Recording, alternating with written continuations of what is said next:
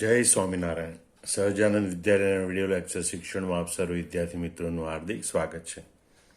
પ્રકરણ 7 પી વિભાગના તત્વ સ્વાધ્યાયના કેટલાક પ્રશ્નો આપણે જોઈશું કે જે સીધા પાઠ્યપુસ્તકમાંથી ન મળતા હોય પણ કન્સેપ્ટ પર આધારિત હોય. તો આપણે પહેલાં જોઈએ પ્રશ્ન 7.4.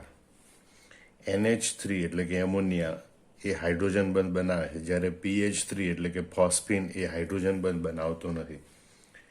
તો સૌથી આપણે પહેલા જોઈએ કે ભાઈ હાઇડ્રોજન બંધ ક્યારે બને.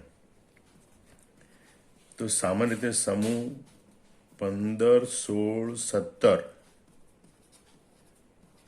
ના પ્રથમ તત્વો એટલે કે નાઇટ્રોજન, ઓક્સિજન અને ફ્લોરિન કે જેની વિદ્યુત ઋણતા વધારે છે એની સાથે હાઇડ્રોજન જોડાય ત્યારે હાઇડ્રોજન પર આંશિક ધન વીજભાર અને અન્ય તત્વો પર આંશિક ઋણ વીજભાર ઉદ્ભવે. પરિણામે આ બંધ ધ્રુવીય બને. ધ્રુવીય બંધને કારણે આંશિક ધન વીજભાર ધરાવતો હાઇડ્રોજન એ એના જ અન્ય અણુના આંશિક ઋણ વીજભાર ધરાવતા અને અબંધકારક ઇલેક્ટ્રોન યુગ્મ ધરાવતા તત્વના પરમાણુ સાથે આકર્ષાય અને એની સાથે વધારાનો બંધ રચે. આ જે વધારાનું આકર્ષણ બળ રચાય એને કહેવાય હાઇડ્રોજન બંધ. આમ તમે જો હાઇડ્રોજન બંધ બનવા માટે કઈ શરત હોવી જોઈએ કે હાઇડ્રોજન પરમાણુ જે તત્વ સાથે જોડાય તેની વિદ્યુત ઋણતા વધારે હોવી જોઈએ. આ એક વાત. બીજી વાત, તેથી હાઇડ્રોજન પર આંશિક ધન વીજભાર અને અન્ય તત્વો પર આંશિક ઋણ વીજભાર ઉદ્ભવવો જોઈએ, અને જેથી એક અણુનો હાઇડ્રોજન એ બીજા અણુના વધુ વિદ્યુત ઋણ પરમાણુ વડે આકર્ષાય અને હાઇડ્રોજન બંધની રચના કરે. હાઇડ્રોજન બંધ છે એ દ્રાવ્યતા, ઉત્કલન બિંદુ, ગલન બિંદુ જેવા ગુણધર્મોમાં મોટો ફેરફાર લાવે. તો હાઇડ્રોજન બંધની આ શરત યાદ રાખેલો. પછી આપણે આ પ્રશ્નનો જવાબ કેમ લખવો એ આપણે જોઈએ. પણ એનો કન્સેપ્ટ આ હતો, બરોબર, કે હાઇડ્રોજન પરમાણુ જે અન્ય તત્વના પરમાણુ સાથે જોડાય એની વિદ્યુત ઋણતા વધારે હોવી જોઈએ કે જેથી અન્ય તત્વ સાથેનો એનો બંધ ધ્રુવીય બને. એટલે હાઇડ્રોજન પર આંશિક ધન વીજભાર, અન્ય તત્વો પર આંશિક ઋણ વીજભાર ઉદ્ભવે. અને એટલે એક અણુનો હાઇડ્રોજન એ એવા જ બીજા અણુના વધુ વિદ્યુત ઋણ પરમાણુ સાથે વધારાનું આકર્ષણ બળ રચે, એટલે કે વધારાનો બંધ રચે, જેને આપણે કે હાઇડ્રોજન બંધ કહેવાય. આંશિક ધન વીજભાર ધરાવતા હાઇડ્રોજન વડે રચાતો બંધ એટલે હાઇડ્રોજન બંધ. હવે આપણે જોયું કે ભાઈ નાઇટ્રોજનની વિદ્યુત ઋણતા 3.0 છે અને હાઇડ્રોજનની વિદ્યુત ઋણતા 2.1 છે. આમ નાઇટ્રોજન અને હાઇડ્રોજન વચ્ચે વિદ્યુત ઋણતાનો ખાસો તફાવત છે, એટલે કે તફાવત વધારે છે. અને એટલે NH બંધ ધ્રુવીય બને. ધ્રુવીય બને એટલે હાઇડ્રોજન ઉપર આંશિક ધન વીજભાર, નાઇટ્રોજન ઉપર આંશિક ઋણ વીજભાર ઉદ્ભવે, બરોબર. પરિણામે NH3 અણુમાં નીચે દર્શાવ્યા પ્રમાણે આંતરાણવી હાઇડ્રોજન બંધ રચાય. આપણે સમજ્યા બરોબર, પણ લખવાનું આવે તો હવે આપણે આગળ હાઇડ્રોજન બંધ વિશે જાણ્યું એટલે આપણે આટલું લખવાનું હોય, બરોબર. ફરીથી સમજી લો શું લખવાનું. નાઇટ્રોજનની વિદ્યુત ઋણતા 3.0 અને હાઇડ્રોજનની વિદ્યુત ઋણતા 2.1. આમ નાઇટ્રોજન અને હાઇડ્રોજન વચ્ચે વિદ્યુત ઋણતાનો તફાવત વધારે છે, તેથી NH બંધ ધ્રુવીય બને. અને જો NH બંધ ધ્રુવીય હોય તો પરિણામે NH3 અણુમાં અહીં આકૃતિમાં દર્શાવ્યા પ્રમાણે આંતરાણવી હાઇડ્રોજન બંધ રચાય છે. આવી આકૃતિ દોરવાની. એનાથી વિરુદ્ધ P અને H, ફોસ્ફરસ અને હાઇડ્રોજન બંનેની વિદ્યુત ઋણતા 2.1 છે, બરોબર. એટલે એનો કોઈ વિદ્યુત ઋણતાનો તફાવત તો શૂન્ય થાય અને માટે pH બંધ અધ્રુવીય બને, બરોબર. તેથી PH3માં આંતરાણવી હાઇડ્રોજન બંધ શક્ય બનતું નથી. આ PH3 અણુ હોય માનો કે, તો આ બંધ ધ્રુવીય છે એટલે બીજા PH3 અણુ સાથે કોઈ પણ પ્રકારનો બંધ રચી શકાતો નથી, બરોબર. અને એટલે જ આ અણુઓ વચ્ચેનું આકર્ષણ બળ ઓછું, એટલે તો ફોસ્ફીન છે એ સામાન્ય તાપમાને આપણને વાયુ સ્વરૂપે મળે છે. તો આ રીતે તમે જવાબને સમજાવી શકો અને લખી શકો. પ્રશ્ન 7.7 ઉદાહરણ આપીને સમજાવો કે કોપર ધાતુ HNO3 સાથે પ્રક્રિયા કરી વિવિધ નિપજ બનાવે છે. તો આપણે જોઈએ કે કોપર ધાતુની મંદ નાઇટ્રિક એસિડ સાથે પ્રક્રિયા કરતા કોપર નાઇટ્રેટ અને નાઇટ્રિક ઓક્સાઇડ NO બને. બરોબર. અહીંયા જો મંદ HNO3 સાથે પ્રક્રિયા કરવામાં આવે તો CuNO3 ટ્વાઇસ અને NO નાઇટ્રિક ઓક્સાઇડ બને. પણ જો કોપર ધાતુની સાંદ્ર HNO3 સાથે પ્રક્રિયા કરવામાં આવે તો એમ કહેવાય સાંદ્ર અને ગરમ HNO3 સાથે પ્રક્રિયા કરવામાં આવે તો કોપર નાઇટ્રેટ અને નાઇટ્રોજન ડાયોક્સાઇડ બને. CuNO3 ટ્વાઇસ અને NO2 બને. બરોબર. સવાલ આની સાથે જે કન્સેપ્ટ સંકળાયેલો છે એ શીખવાડવાનો, મતલબ કે આ સમીકરણ સંતુલિત કરવાની વાત છે. તો હવે તમને બંને સમીકરણ સંતુલિત કેવી રીતે થાય છે એ શીખવાડવા જઈ રહ્યો છું. કોપરની મંદ નાઇટ્રિક એસિડ સાથે પ્રક્રિયા થાય તો આપણે જોયું કે કોપર નાઇટ્રેટ અને નાઇટ્રિક ઓક્સાઇડ બને. બરોબર. અહીંયા આપણે જોઈએ કોપરમાંથી CuNO3 ટ્વાઇસ બને, પણ નાઇટ્રેટ આયનમાંથી બે રીતે વહેંચે છે. નાઇટ્રેટ આયનમાંથી નાઇટ્રેટ આયન જ રહે છે અને નાઇટ્રેટ આયનમાંથી NO નાઇટ્રિક ઓક્સાઇડ બને. એટલે કે એક તરફ પ્રેક્ષક આયન પણ તરીકે રહે છે અને એનું રિડક્શન થઈ અને નાઇટ્રિક ઓક્સાઇડ પણ બને છે. તો આપણે આ HNO3 બે વખત લખીશું. એક HNO3 એવું કે જેનું રિડક્શન થાય અને બીજું HNO3 એવું કે જે રિડક્શન કે ઓક્સિડેશન પામતું નથી, પ્રેક્ષક આયન તરીકે રહે છે. એટલે CuNO3 ટ્વાઇસ પ્લસ NO. હવે આપણે જોઈએ ભાઈ કોપરના ઓક્સિડેશન આંકમાં શું ફેરફાર થાય છે, નાઇટ્રિક એસિડના ઓક્સિડેશન આંકમાં શું ફેરફાર, આ છે એ અહીંયા પ્રેક્ષક આયન તરીકે છે. તો કોપરનો ઓક્સિડેશન આંક 0 હતો, અહીંયા +2 થાય છે કારણ કે CuNO3 ટ્વાઇસ, એટલે કે અહીંયા ઓક્સિડેશન આંકમાં 2નો વધારો થાય છે. જ્યારે HNO3માં નાઇટ્રોજનનો ઓક્સિડેશન આંક +5, NOમાં નાઇટ્રોજનનો ઓક્સિડેશન આંક +2, એટલે 3નો ઘટાડો થાય છે. એટલે ઓક્સિડેશન આંકનો તફાવત સરખો કરવા માટે આ 2 વાળાને 3 વડે ગુણવાનું, 3 વાળાને 2 વડે ગુણવાનું. એટલે આપણને આમ મળે કે ભાઈ 2 વડે આને 3 વડે ગુણવાનું એટલે 3Cu પ્લસ આને 2 વડે ગુણવાનું એટલે 2HNO3 plus HNO3, it gives 3CuNO3 twice plus NO. જો પ્રેક્ષક આયન હોય તો હાઇડ્રોજન ઓક્સિજન સંતુલિત કરતા પહેલા પ્રેક્ષક આયનોને સંતુલિત કરવાના હોય. બરોબર. હવે આમ કરવાથી તમે જુઓ અહીંયા 3 દુ 6 નાઇટ્રેટ આયન વધી ગયા. આ 2 નાઇટ્રોજન તો સંતુલિત થઈ ગયા, પણ પ્રેક્ષક આયન તરીકે આ બાજુ 1 નાઇટ્રેટ આયન છે, આ બાજુ 6 નાઇટ્રેટ આયન છે. એટલે એને સંતુલિત કરવા માટે અહીંયા 6 લખવા પડે. એટલે કુલ કેટલા થઈ ગયા? 8. એટલે 3Cu પ્લસ 8HNO3. બરોબર. ઇટ ગીવ્સ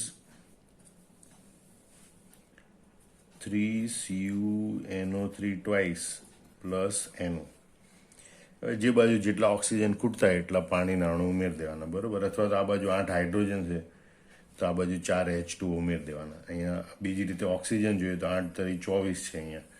અહીંયા 3 દુ 6 તરી 18 વત્તા નાઇટ્રિક ઓક્સાઇડને આપણે કેટલા વડે ગુણવાના હતા? 2 વડે.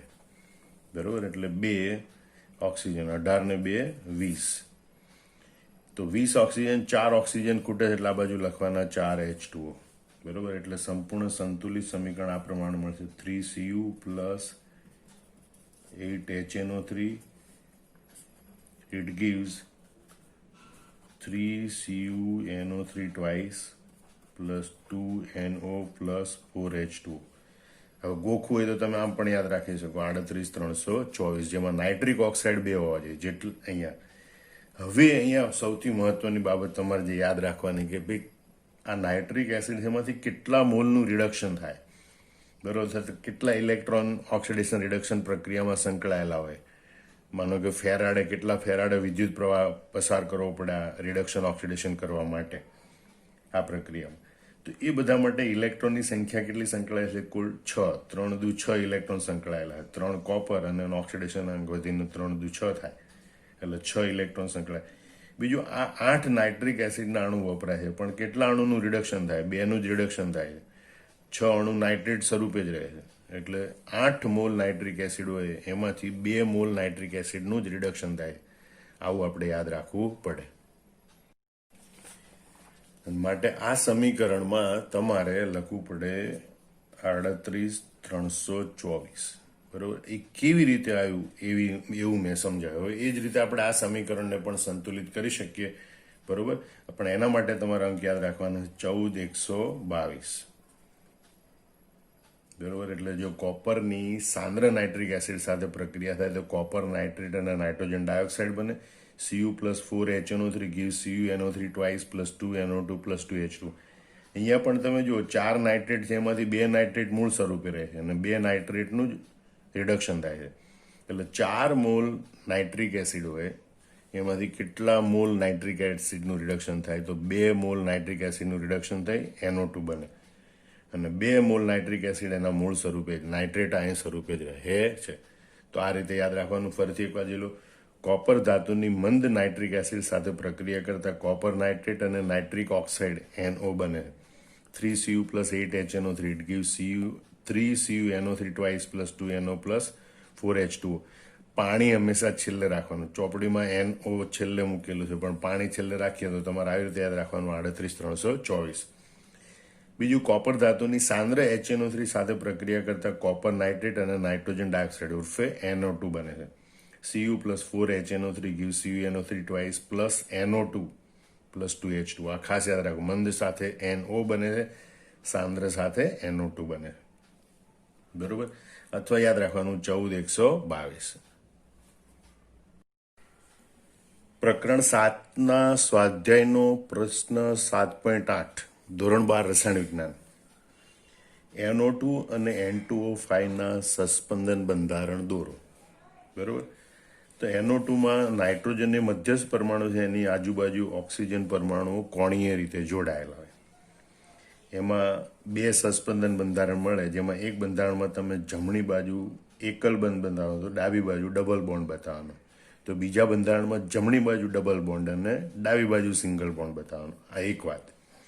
બીજી વાત, સિંગલ બોન્ડ હોય ત્યારે જે ઓક્સિજન પરમાણુ જોડાયેલો એની આજુબાજુ 3 અબંધકારક ઇલેક્ટ્રોન યુગ્મ દર્શાવવાના, એટલે કે કુલ 6 ઇલેક્ટ્રોન ટપકા દ્વારા દર્શાવવાના.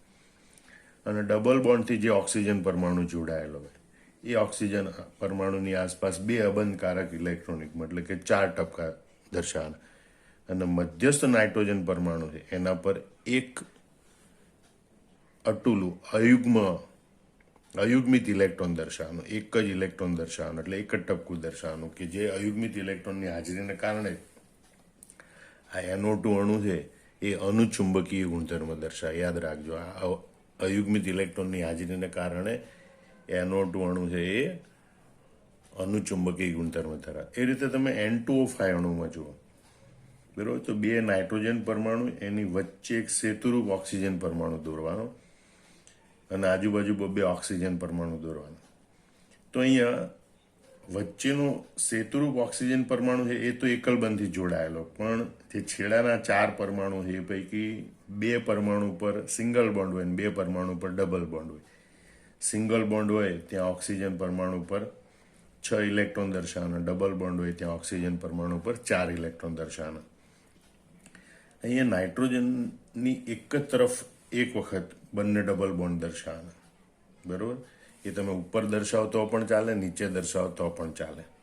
જ્યારે બીજું બંધારણ દોરો ત્યારે તમારે ડબલ બોન્ડ છે એ વિરુદ્ધ બાજુએ દર્શાવવાના. એ જમણી બાજુ ઉપર ડાબી બાજુ નીચે અથવા જમણી બાજુ નીચે ડાબી બાજુ ઉપર તમે દર્શાવી શકો છો.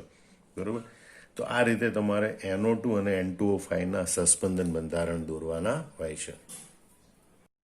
હવે ખરેખર આ બંધારણ કેવી રીતે દોરાય એનો કન્સેપ્ટ ક્લિયર કરી. આ તો આપણે માનેલું ગોખી નાખ્યું કે આવી રીતે આવું દોરવાનું એમ. તો એની ઓરિજિનલ રીત તમને જે આપણે 11મા ધોરણમાં શીખી ગયા એનું પુનરાવર્તન કરાવડાવું છું. બરોબર. તો NO2માં આપણે કુલ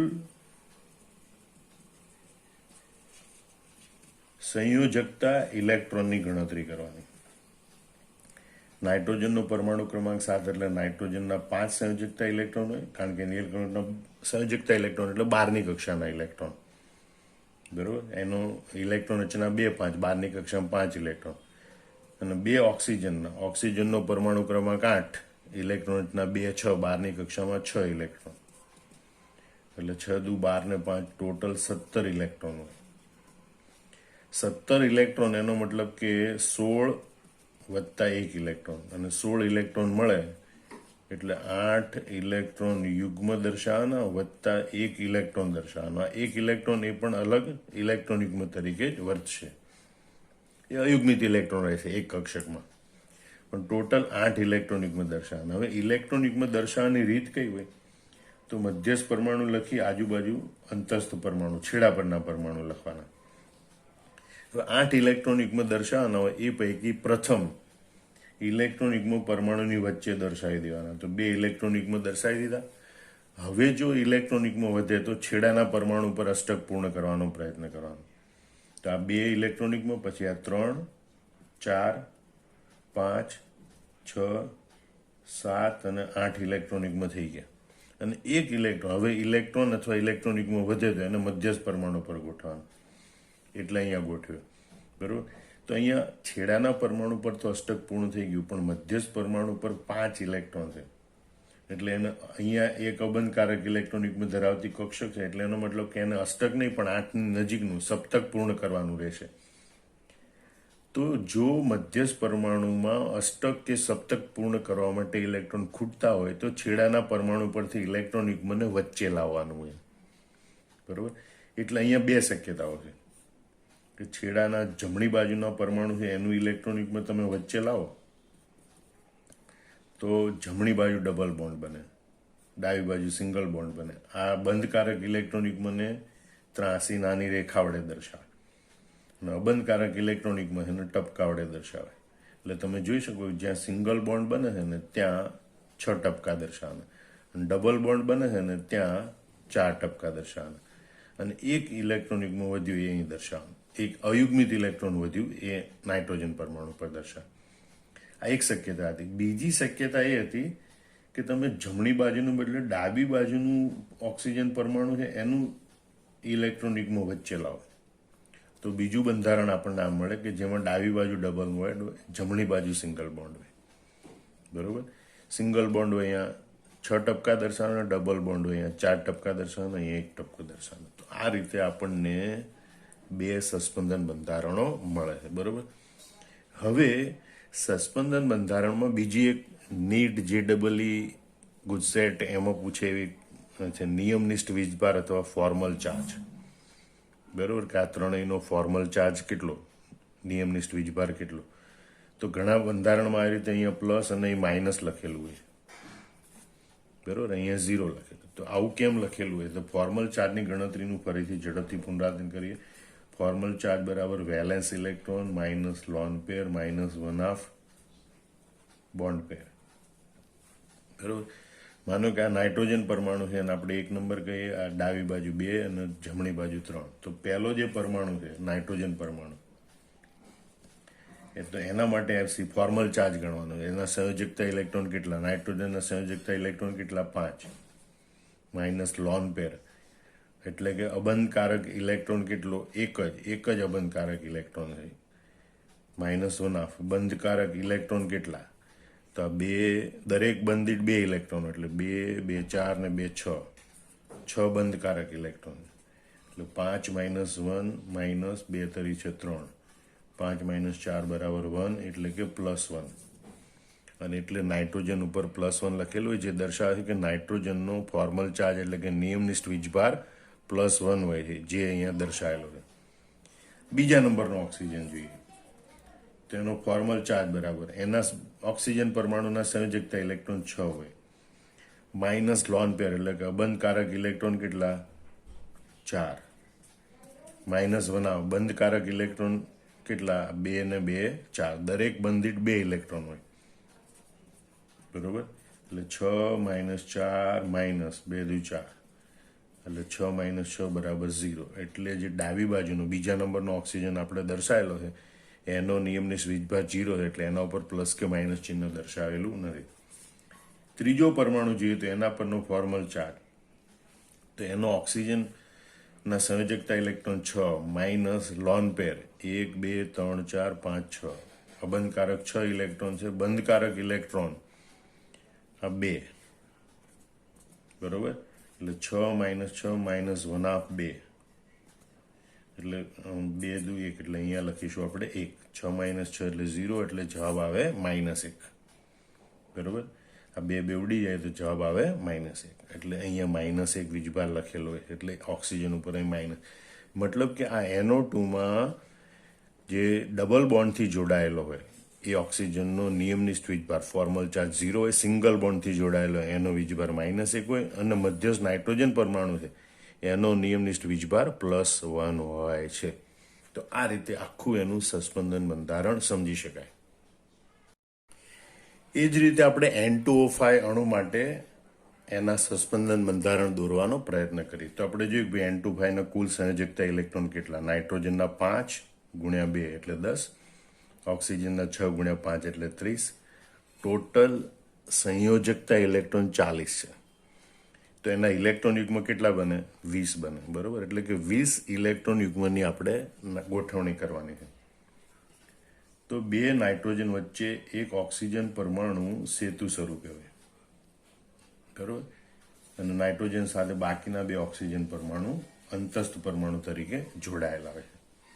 હવે આપણે 20 ઇલેક્ટ્રોન યુગ્મો પૈકી પ્રથમ ઇલેક્ટ્રોન યુગ્મને આપણે બધા પરમાણુની વચ્ચે વચ્ચે ગોઠવવાના. 1, 2, 3, 4, 5 અને 6. બરોબર, હવે બાકીના ઇલેક્ટ્રોન યુગ્મ વડે સેતુરૂપ અને છેડાના પરમાણુનું અષ્ટક પૂર્ણ કરવાનું. બરોબર, તો 6 ઇલેક્ટ્રોન યુગ્મ ગયા, 7, 8, 9 એટલે ઓક્સિજનનું અષ્ટક પૂરું થઈ ગયું. બરોબર, 10, 11, 12, 13, 14, 15, 16, 17, 18, 19 અને 20. તમે જો આમ કરવાથી બધા ઓક્સિજન પરમાણુ કે જે સેતુરૂપ કે અંતસ્થ પરમાણુ એના અષ્ટક પૂર્ણ થઈ ગયા. પણ જે વચ્ચેનું નાઇટ્રોજન પરમાણુ છે એની આજુબાજુ તમે જુઓ 2, 2, 4, 2, 6, 2, 2, 4, 2, 6 એની અષ્ટક પૂર્ણ થયું નથી. એનો મતલબ એમ કે અષ્ટક પૂર્ણ કરવા માટે એને અંતસ્થ છેડા પરના જે 4 પરમાણુ છે એ પૈકી કોઈ એક પરમાણુ પાસેથી ઇલેક્ટ્રોન યુગ્મ મેળવવું પડે. તો એ બંને નાઇટ્રોજન પરમાણુ એક ઇલેક્ટ્રોન યુગ્મ મેળવે એની 2 શક્યતાઓ છે. બરોબર, કે નાઇટ્રોજન પરમાણુની જે ધરી છે એની એક જ તરફના બંને ઓક્સિજન પરમાણુ હોય એની પાસેથી ઇલેક્ટ્રોન યુગ્મ મળે. એટલે કાં તો બંને ઉપરના ઓક્સિજન પરમાણુ અથવા તો બંને નીચેના ઓક્સિજન પરમાણુ પાસેથી ઇલેક્ટ્રોન યુગ્મ મેળવે એટલે એક સરખું જ બંધારણ મળે. આપણે માની લો કે ઉપરના બંને પરમાણુ છે એની પાસેથી ઇલેક્ટ્રોન યુગ્મ વચ્ચે લઈએ છીએ. બરોબર, તો બંધારણ આપણને આ પ્રમાણે મળશે. NON ઉપરની બાજુએ ડબલ બોન્ડ, નીચેની બાજુએ સિંગલ બોન્ડ. ડબલ બોન્ડ હોય અહીંયા 4 ટપકા, સિંગલ બોન્ડ હોય અહીંયા 6 ટપકા. વચ્ચેના ઇલેક્ટ્રોન યુગ્મ છે 2 પરમાણુ એને આપણે બંધકારક ઇલેક્ટ્રોન યુગ્મ એટલે આડી નાની લીટી વડે દર્શાવેલા. બરોબર, અબંધકારક ઇલેક્ટ્રોન યુગ્મને આપણે ટપકા વડે દર્શાવેલા. એક બંધારણ આવું મળે. એ કારણ કે એક શક્યતા એવી હતી કે આજે નાઇટ્રોજનનું અષ્ટક પૂર્ણ કરવા માટે ઇલેક્ટ્રોન યુગ્મ આવે બંને એક જ તરફના પરમાણુ તરફ થયા. વિરુદ્ધ પરમાણુ, બરોબર, એટલે કે જમણી બાજુનો ઉપર ડાબી બાજુનો નીચેનો પરમાણુ અથવા જમણી બાજુનો નીચેનો અને ડાબી બાજુનો ઉપરનો પરમાણુ એ કોઈ પણ એક અબંધકારક ઇલેક્ટ્રોન યુગ્મ અષ્ટક પૂર્ણ કરવા માટે આપે તો બીજી શક્યતા ઉદ્ભવે. આપણે એમ વિચારીએ કે ભાઈ બીજી શક્યતામાં જમણી બાજુનો નીચેનો પરમાણુ ડાબી બાજુનો ઉપરનો પરમાણુ ઇલેક્ટ્રોન યુગ્મ આપે છે. તો બીજું બંધારણ આપણી પાસે આવી રીતે મળે. ઉપરની બાજુ સિંગલ બોન્ડ, નીચેની બાજુ ડબલ બોન્ડ. અહીંયા ઉપરની બાજુ ડબલ બોન્ડ, નીચેની બાજુ સિંગલ બોન્ડ. બરોબર, અહીંયા વચ્ચેના ઓક્સિજન પરમાણુ પર 4 અબંધકારક ઇલેક્ટ્રોન, સિંગલ બોન્ડ અહીંયા 6 અબંધકારક ઇલેક્ટ્રોન એટલે કે 3 અબંધકારક ઇલેક્ટ્રોન યુગ્મ. બરોબર, તો આ રીતે તો N2O5 ના આ રીતે આપણને 2 સસ્પંદન બંધારણ મળે. હમણાં આપણે જોયું તેમ ફોર્મલ ચાર્જ જો ગણવાનો હોય, બરોબર, તો ડબલ બોન્ડથી જોડાયેલા છે એ ઓક્સિજનનો ફોર્મલ ચાર્જ. અહીંયા જો ઓક્સિજનના 2 સહસંયોજક બંધ જ કહેવાય એટલે ડબલ બોન્ડ. તો આ જે ડબલ બોન્ડથી જોડાયેલા બધા ઓક્સિજન છે એનો ફોર્મલ ચાર્જ 0 હોય. સિંગલ બોન્ડથી જોડાયેલા ઓક્સિજન છે એનો ફોર્મલ ચાર્જ -1 હોય. અને આ તટસ્થ અણુ છે, તો સામે નાઇટ્રોજનનો જો ફોર્મલ ચાર્જ આપણે ગણવાનો હોય તો બંને નાઇટ્રોજન એક સરખી પરિસ્થિતિમાં છે, V માઇનસ L માઇનસ 1/2 એનો ફોર્મલ ચાર્જ આપણે ગણીએ તો નાઇટ્રોજનના સંયોજકતા ઇલેક્ટ્રોન કેટલા? 5. લોન પેર એટલે કે અબંધકારક ઇલેક્ટ્રોન કેટલા? તો નાઇટ્રોજનની આસપાસ એક પણ અબંધકારક ઇલેક્ટ્રોન નથી એટલે 0. માઇનસ 1 બંધકારક ઇલેક્ટ્રોનિકમાં 2, 2 4, 2 6, 2 8. બરાબર. 5 માઇનસ 0 માઇનસ 1/2 સોરી 2 ચોક 8 એટલે અહીં આપણે લખીશું 4. 5માંથી 4 જાય તો +1 એટલે બંને નાઇટ્રોજનનો ફોર્મલ ચાર્જ +1 હોય છે. બરોબર. તો આ બાબતો બહુ મહત્વની હોય છે. આ કન્સેપ્ટ બધા યાદ રાખવાના અને બંધારણ કેવી રીતે બને એ પણ તમે સમજી ગયા. જય સ્વામિનારાયણ.